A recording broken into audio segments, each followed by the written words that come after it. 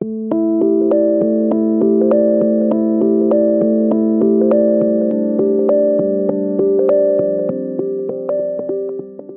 good evening, everybody. I will make a start. I suspect that not many people will have been held up by traffic tonight, but welcome to this, the seventh of this year's Dean's Lecture Series, Melbourne Cup Eve, special addition to the series. Late mail, as the punters enthusiastically would call it. I'm delighted to see so many of you here. I think I've got most of the people left in Melbourne tonight. But I'd like to start by acknowledging the Wurundjeri people who are the traditional custodians of this land. I pay respect to the elders past and present of the Kulin Nation and extend that respect to other Indigenous Australians present. But it is a special night indeed, I think, as we welcome our second international lecturer of the year. This is Professor Tony Bryk from the Carnegie Foundation for the Advancement of Teaching. He is a renowned international expert, and this public lecture is one of only three he's giving in Australia. We've very happily commandeered him for the Melbourne leg. I think it's Adelaide tomorrow. So this is a whistle-stop Australian tour.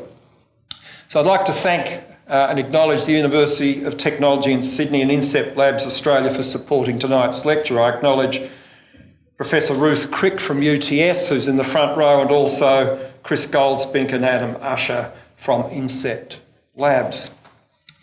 So Tony's the 9th president of the Carnegie Foundation, more than 100 years old now, I think. Tony, he leads work on transforming educational research and development, joining researchers and practitioners together to focus on improving teaching and learning outcomes across US schools and colleges, and it's that focus of tonight's lecture that I'm sure we will all get something from, for that sort of drive is here with us in Australia as well. He's formerly at Stanford University, the Spencer Chair in Organisational Studies in the School of Education and the Graduate School of Business. He did that from 2004 until 2008 when he assumed the Carnegie's presidency in September of that year. He has a Bachelor of Science from the Boston College and a Doctor of Education from Harvard University. He also created and was a leading figure in the consortium on the Chicago School Research, where over 20 years this federation of research groups developed a research-based framework for dealing with the complexity of school improvement and produced a range of studies to advance and assess urban school reform. He's a member of the National Academy of Education, was appointed by President Obama to the National Board of Education Sciences in 2010. In 2011, Tony was elected as a member of the American Academy of Arts and Sciences, and he's one of America's most noted educational researchers. It's a truly delight to have him join us this evening. So I've asked my colleague, Professor Steve Dinham, who's the Director of Learning and Teaching in the Graduate School, to move a vote of thanks at the conclusion of the lecture. So could you all please now join me in welcoming Tony to the front to explore the challenges of sustainable and scalable improvement of learning systems.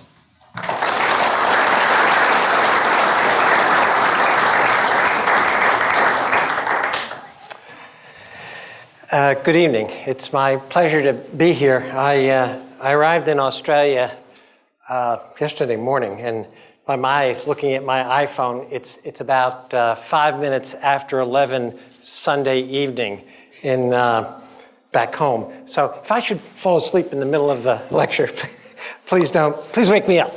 All right. I'd like to begin with a story. It's a story that sets its context about half a world away in New York City. I'd like to introduce you to Alexa. She's a sophomore at the Boys and Girls High School in New York City. She's working very hard, but also struggling to succeed. There's some doubt as to whether she'll actually finish high school, and success at a post-secondary level is even more challenging for her. As Alexa walks down the hall of her high school on her way to class, she might stop at that water fountain for a sip of water. She has good, clean water to drink every day. And this is true everywhere across New York City. Good, clean water, reliably delivered day in and day out. It's easy to take for granted good, clean water in every building in a city as large as New York, but it always wasn't that way. Let's go back to the 1700s. As settlers arrived in New York City and formed communities, they'd dig an individual well. Waste would be disposed of nearby that well. Alan, you can imagine where that led to. This kept happening all the way into the early 1800s. The population grew up around wells. The wells got polluted, and another source of water had to be found. So they kept digging, and more of the same occurred. In fact, people were getting sick from the water.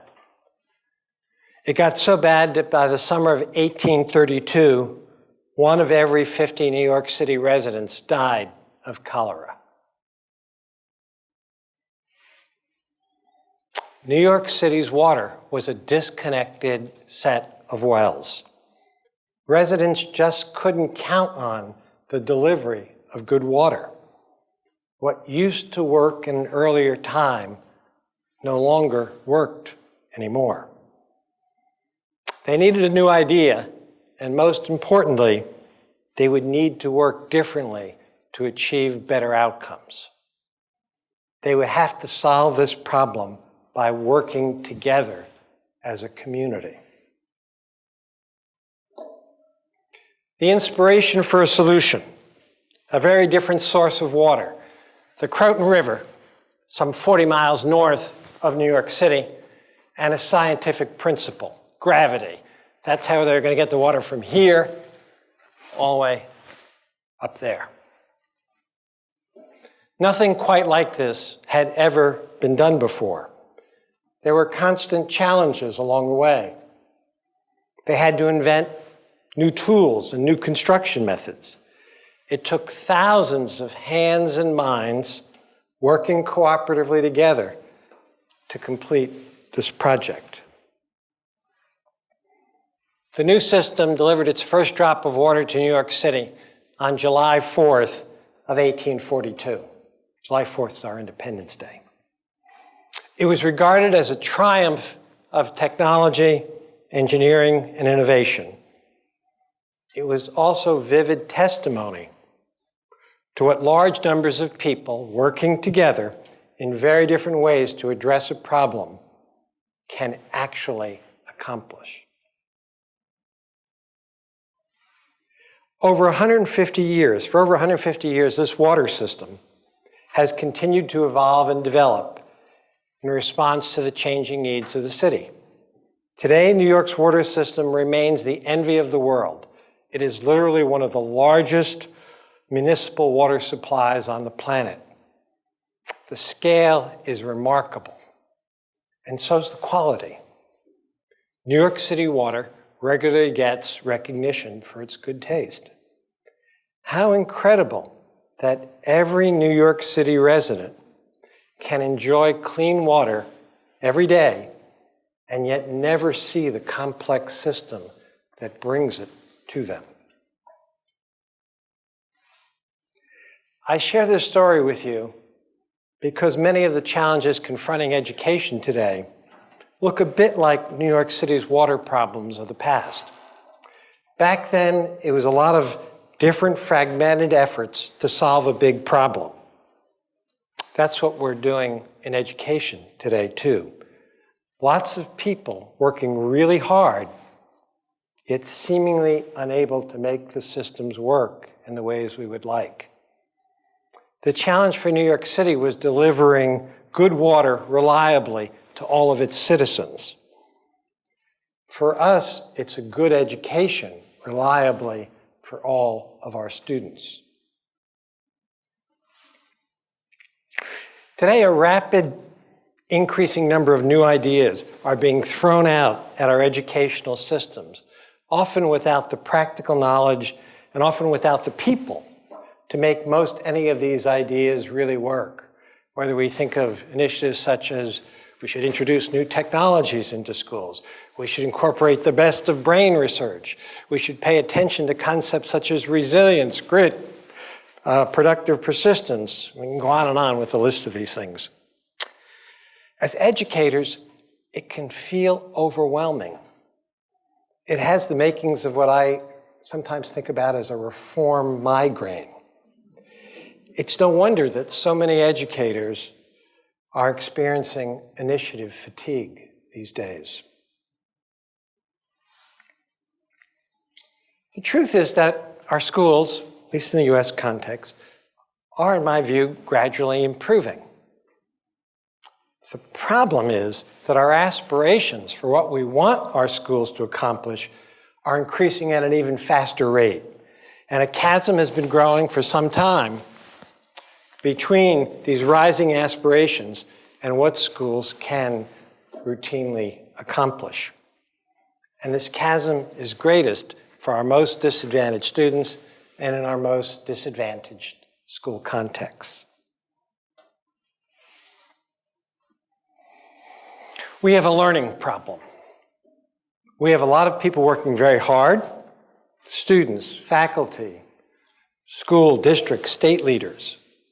Yet we can't seem to connect really hard work and really good intentions and typically really good ideas with widespread improvement.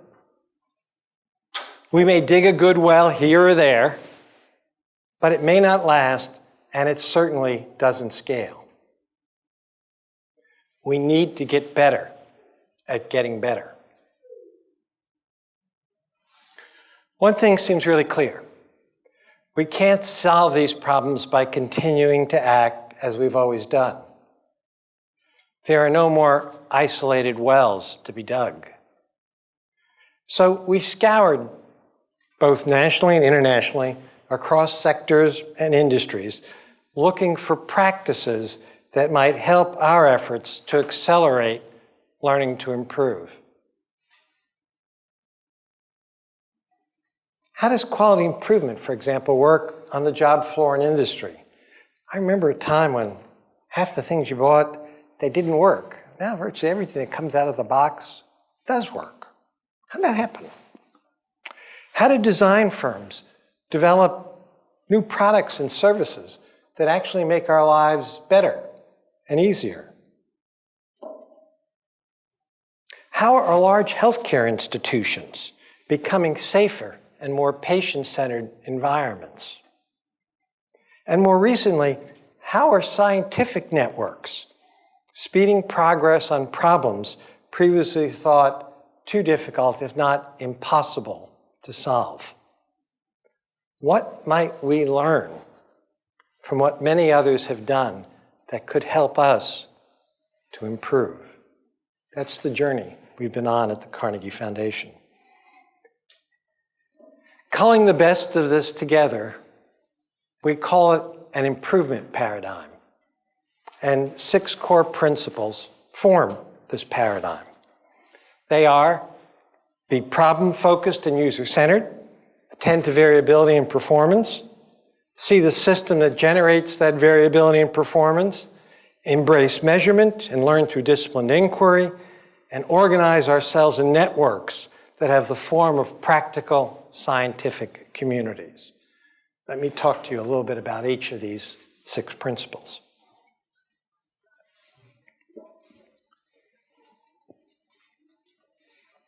The first principle. Improvement science begins with a deceptively simple question. What is the specific problem or problems we're trying to solve? And the key word here is specific. We typically know what outcomes we want to have happen, but we often don't know what changes exactly we need to do to accomplish this. For example, at the Carnegie Foundation, we began work with community colleges in the United States. About half of the students in post-secondary education in the United States are in community colleges. And community colleges there's a pressing social concern about them, very low success rates of students through community colleges. So we're concerned about student success in community colleges. But framed in this broad way, this is not yet a problem to be solved. Many different processes and factors come into play to influence whether or not a student who enters a community college actually ends up with a degree or transfers to a four-year institution. So we ask the question, where are the gatekeepers? Where are the main blockers to student success? We need to see this experience as students experience it. This meant talking to students. This meant actually engaging with some of their experiences directly. A set of us, including myself, went to the local community college to take the placement test to find out how you actually get in to what are referred to as developmental math courses. And then we also culled together extant research, evaluation reports, case accounts, engaging educators working in these institutions.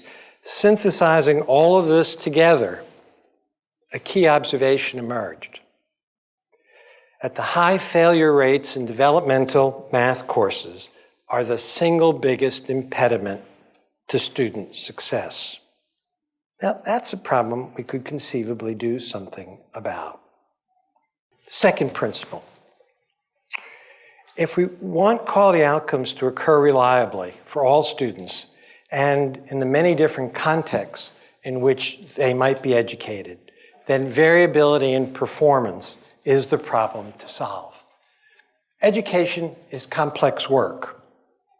Regardless of sector, when you find the kind of task and organizational complexity that characterizes schooling, we will also tend to find wide variability in performance. This same wide variability in performance bell-shaped curve shows up in quality indicators in healthcare too. Complex institutions, complex work produces wide variability in performance. This is what we see more generally in organizational studies. Addressing this wide variability in performance means moving beyond knowing that something can work in the sense that it might move that distribution a smidgen to the right. We need to learn how to achieve improved outcomes reliably for different subgroups of students and teachers and in the many different organizational and community contexts in which this work is being carried out. It's only by focusing explicitly in these ways that we can move from the wide unacceptable variation in performance that we typically see to a future where many more students achieve and long-standing disparities in outcomes begin to narrow. In order to do this, we need to attend to the third improvement principle. We need to focus in on what is actually producing the outcomes we observe. This means we need to see the system as it currently operates. We need to focus in on the work people do and why they do it as they do. Only in this way can we begin to see key problems that are often obscured from our sight.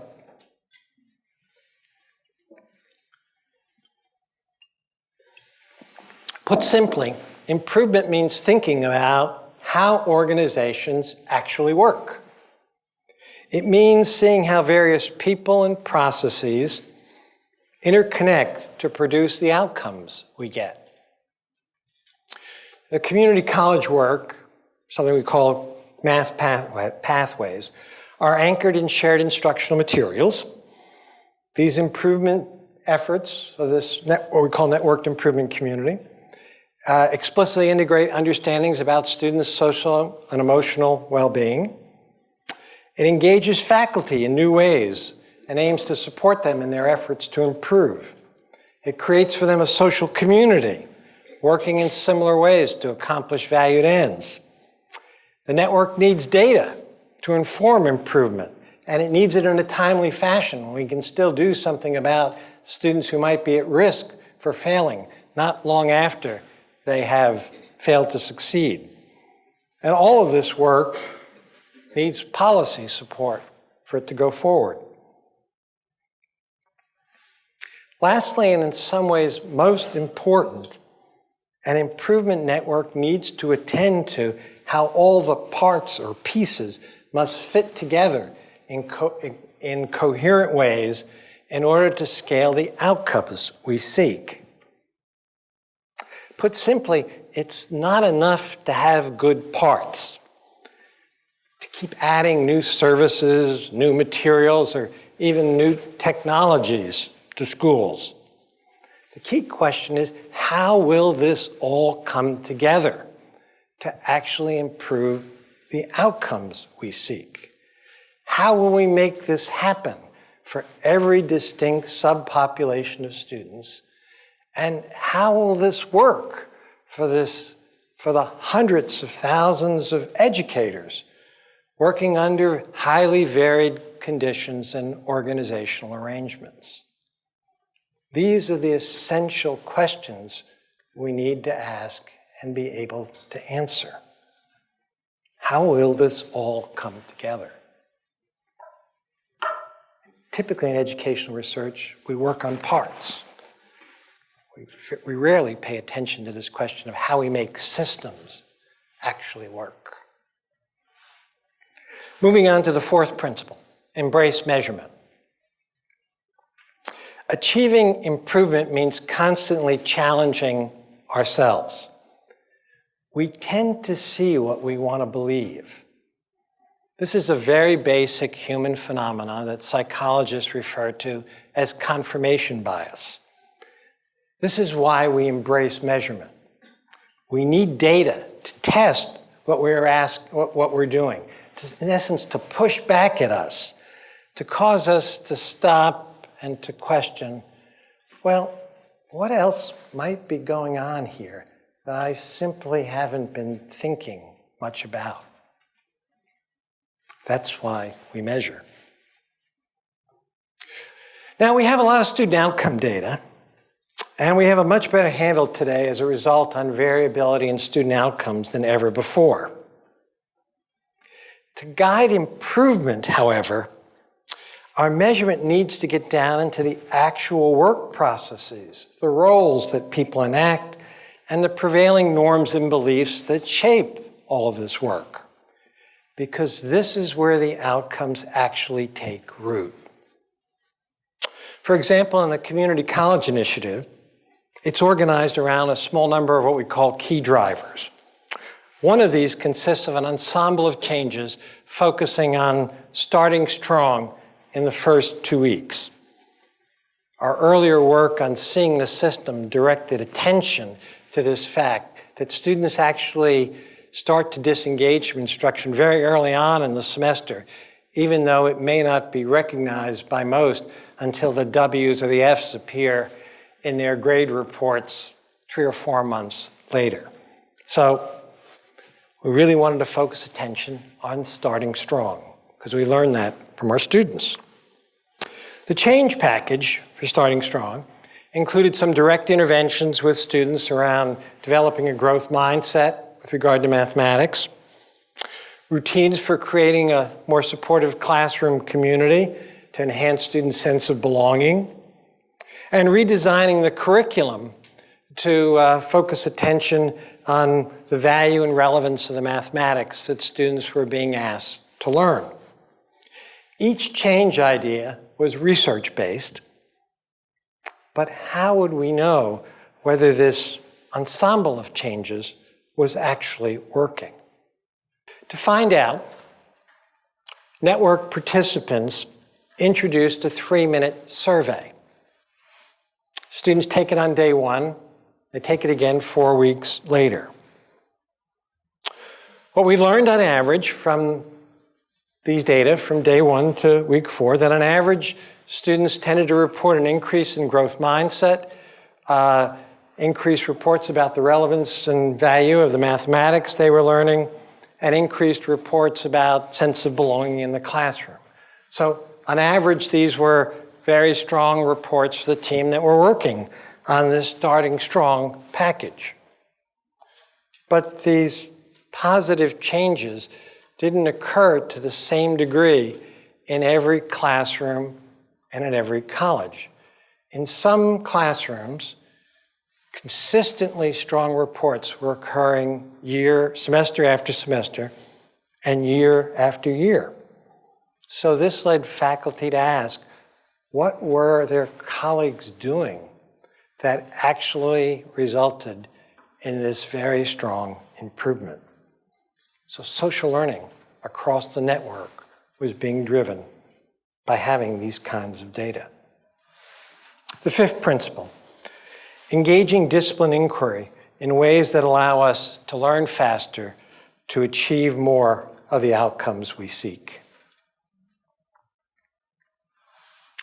To make the right changes requires being very deliberate about how we go about doing this. Learning from failures is essential to ultimately achieving quality outcomes we seek. Recognizing this has two big implications. First, it encourages us to start small, aiming to learn quickly and minimize costs. At this point, we don't want to affect a lot of students' lives, we don't want to spend a lot of money, and we don't want to take a lot of time. So how do we learn quickly and minimize costs, including the possibility of failures for students and faculty? Then second, it also means being very deliberate about how we expand the scope of change efforts. We need to accelerate learning here too. As we take promising changes out to more varied contexts, we are literally trying to break them. We want to learn who they work for and who they don't. Making this variability in performance manifest is the catalyst for making the changes even better. A much cited example from healthcare. The problem of central line infections that occur when catheters are inserted in people's throats and necks. In the United States, 40,000 infections occur annually from catheter insertions, and 1 in 4 people die from this procedure. Traditionally, medical leaders explain this away as complications happen. A team in Allegheny Community Hospital, just outside Pittsburgh in Pennsylvania, believed that they could and must do better. The team began by observing how central lines were being inserted in one unit in the hospital. They came up with a prototype for a different process, and they tried it out in this one unit. When a failure occurred, that is another infection occurred, they stopped and went back and reanalyzed, tried to understand what went wrong, changed the protocol again, and kept iterating until 0 infections arose in that first unit. They then proceeded to take this out to several other units in the hospital. Each unit they went to required learning a little bit more, tweaking the protocol a bit more. Over time, the process went hospital-wide. They achieved something that no one anywhere thought was possible. Literally 0 central line infections. They set a whole new standard for the field. This is how quality improvement scales systematically. Many others now are following their lead. All right, the sixth and final principle, organize as networks.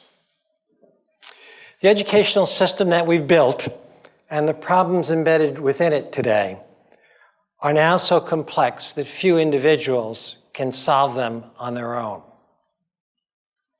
We need coordinated collective action involving a range of experts, faculty, administrators, researchers, technologists, and many others.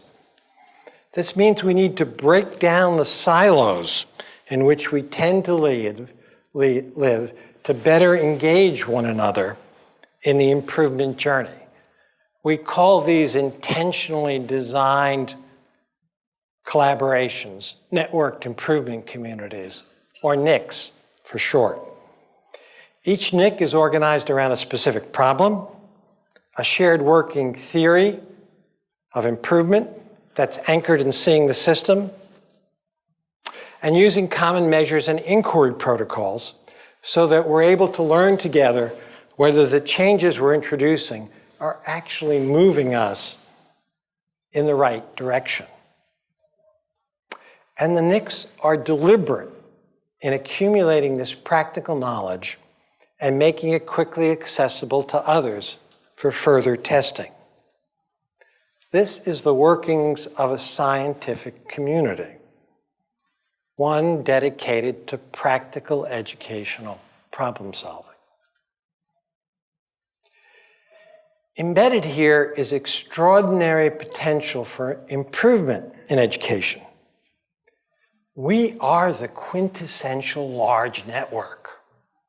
Tens of thousands of people doing similar work every day. For virtually any question that I might ask, chances are there's somebody out here already who's been thinking about this, figured out something I could build on.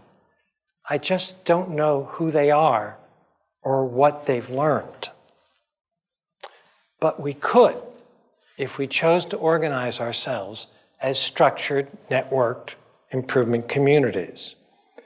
This means pushing aside old norms about my personal research interests as an academic or the uniqueness of my classroom.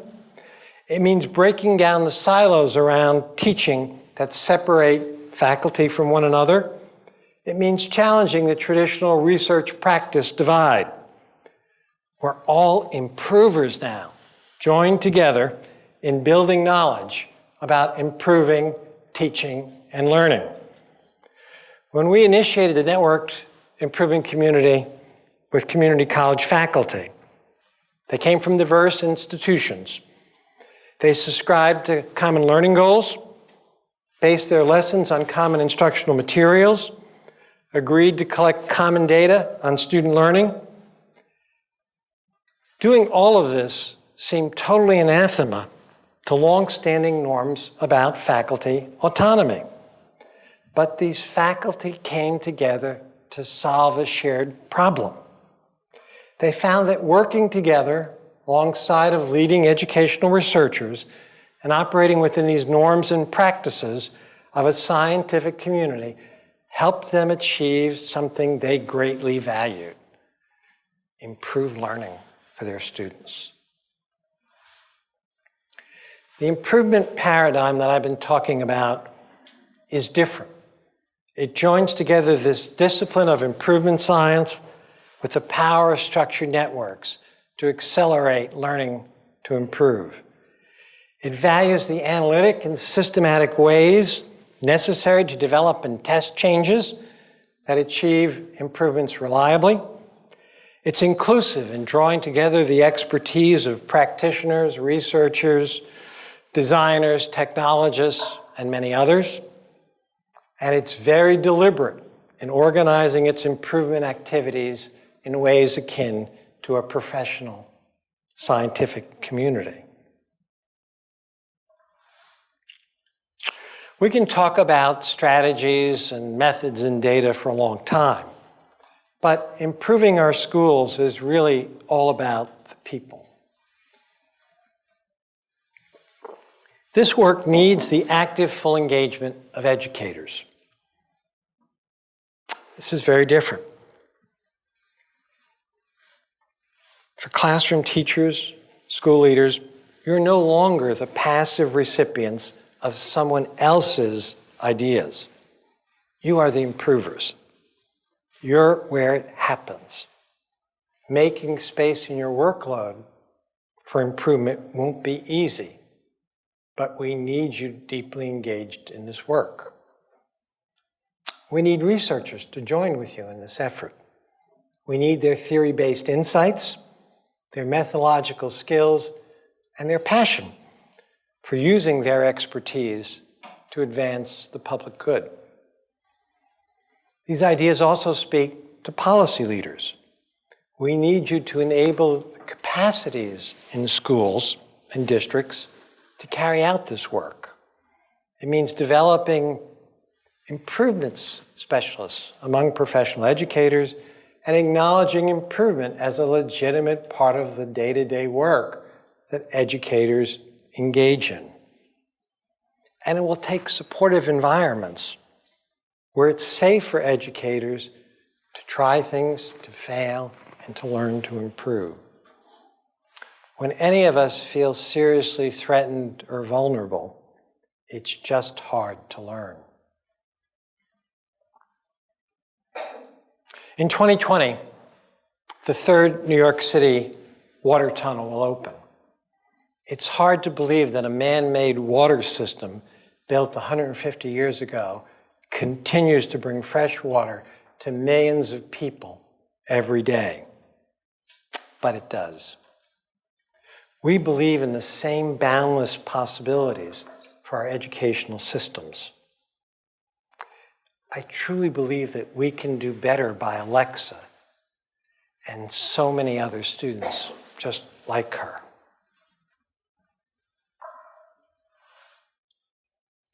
Imagine a future in which the kind of systematic learning that I've been talking about this evening is occurring every day in thousands of settings and engaging tens of thousands of educators, scholars, designers, and others. The education field could become an immense networked improvement community. We could greatly accelerate how we learn to improve. We could achieve valued outcomes that we now aspire to, but realistically have no strategy for actually accomplishing.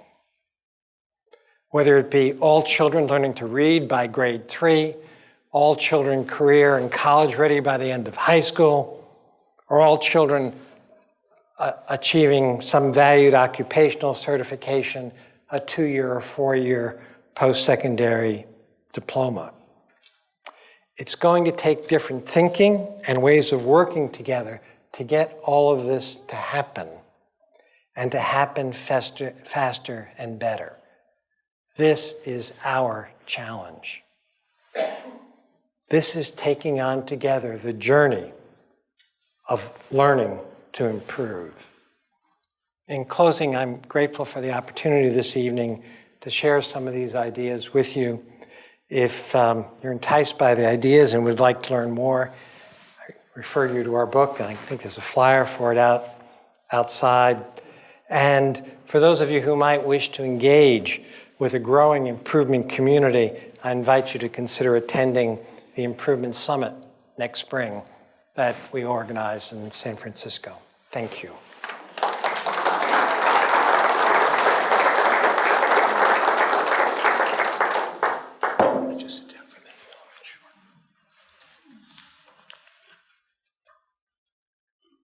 Thanks, Tony. It goes without saying that was terrific. And one of the reasons it was terrific was I agreed with it all. So it's terrific to have such an eminent authority come to MGSE. And it's a very powerful metaphor of providing water, and also the example of community colleges too, which sort of made that, I think, come alive. The notion of a good education for all, I think, drives all of us. It's probably the biggest equity issue. I've said many times, to have a quality teacher in every classroom, and it's a right. It's not something that people should be purchasing or missing out on because of their socioeconomic status or whatever. You sort of alluded to some of the quick fixes to problems that lack an evidence base, and unfortunately we have a habit of copying things from the US and the UK in particular that have been shown to be failures. The quick fix remedies promoted by people like economists and the business sector in some degree, the publishers and so forth. I actually did a paper for EPAA this year. I called it the worst of both worlds. So not only do we copy things that are unproven, but we sometimes copy things that have been disproven. The idea of reform migraine or initiative fatigue, I think we're all very familiar with. And there's that key problem of scale, which Richard Elmore talked about ages ago. How do you get innovation in, say, more than about 25% of schools or whatever. I like the concept of learning for other industries, although I was a bit twitchy for a minute because often the corporate lessons are not the ones we want to adopt. But actually looking at things like health and so forth and how they solve problems, I think there's a lot in that. I certainly like the idea of focusing on specific problems. It's a bit like when you're doing a PhD, those who've done it, you've got to narrow the thing down so it's manageable, you can do it, you can get the depth, you can get the understanding, and then you can draw out the implications from that. The idea of blockers to success, I think, is important too. You can never improve, you can never change if you continue to use and seek excuses for things. You've got to find the reasons. If you don't find the reasons, you just keep doing the same thing. And I think you were saying that in a different sort of way. The notion of variability and addressing that and performance variability is a crucial one for us. We know, for example, that the quality of teaching varies more within schools than between schools. There's already many, many wonderful teachers out there. Getting to scale, getting uniformity of provision and performance is a real challenge for us.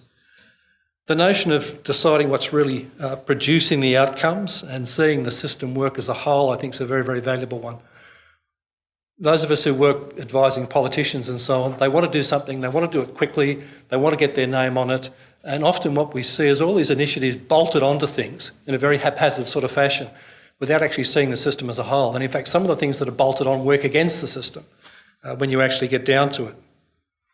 And then the idea of measurement using data is just so important. And it's one of the things that's underlying what we've established here at MGSE and the University of Melbourne in the last couple of years. We have around about 40 schools in a network of schools, government, non-government, primary, secondary, city, country. And one of the things there is, in fact, we're almost ticking all those 6 boxes in terms of what we're doing there, working together, identifying priorities, getting the assistance people need to use the evidence and data to measure the impact of what they're doing, understanding the variability in performance. So I think it's a model that I think is very congruent with what we're trying to do here, Tony. And the idea of starting strong, those early successes I think are important too. Not having this massive target that's almost impossible to reach, and then at some point down the track you declare success or failure, but you really haven't got there. The notion of disciplined inquiry to make the right changes and learning from failure I think is a very important one as well. That's where you really learn why things haven't worked as they have. Asking those questions about, okay, let's go back to the literature, let's think about what we did and how we did it and why we ended up with this, rather than just giving ourselves a pat on the back for those small successes, really understanding what's happening there. And that idea of starting small, I think, is what we're also trying to do, both with our Master of Teaching and with the network of schools I talked about, and then combining to make real improvement happen. So I think there's a lot of congruence there that I think is very reassuring, but it's also illuminating too. And I agree with you, I think we have the capacity in education, but we've been sidelined a lot. Educators have been cut out of a lot of the discourse. The politicians, the ideologues, the people pushing a particular product, a particular approach, a particular ideology. And it's our own fault in some ways that people have stopped listening to us because we haven't really asked ourselves in some cases the hard questions. We just say all our programs are wonderful and all our research is perfect and so forth. And after a while, government starts to look elsewhere for people who've got the quick fix. I think there's a lot of panic behind a lot of the change in education. Go back to the Berliner's work on the manufactured crisis and so on, and the fact that we have to make decisions very, very quickly rather than reason them through. The election cycle obviously drives a lot of this, but there are other cycles too, and the need to get things, to be seen to be doing things very, very quickly. The idea of seeing education as a total system, I think, is a very, very important one, and breaking down some of those barriers. We have a project here called REMSTEP, which is reconceptualising maths and science teacher education, not just involving ourselves, but 3 other universities, Monash, La Trobe and Deakin, but also within this university and other universities, science and maths faculties working with education faculties, working with professional associations, working with departments of education, rather than everybody working along in their own little silo. So I thoroughly agree with what you're saying there. And it's not about standardisation, but it's about sharing and breaking barriers down. And I think that's the way to improve, not to simply say, let's deregulate everything and let the free market and competition drive it and come what may. I don't think that's the solution. I think cooperation rather than deregulation is the way to go. So let me finish up by saying I found it a stimulating, illuminating presentation. And on your behalf in the audience here, I would like to move a vote of thanks, Tony, on behalf of everybody who's here, for that presentation by acclamation.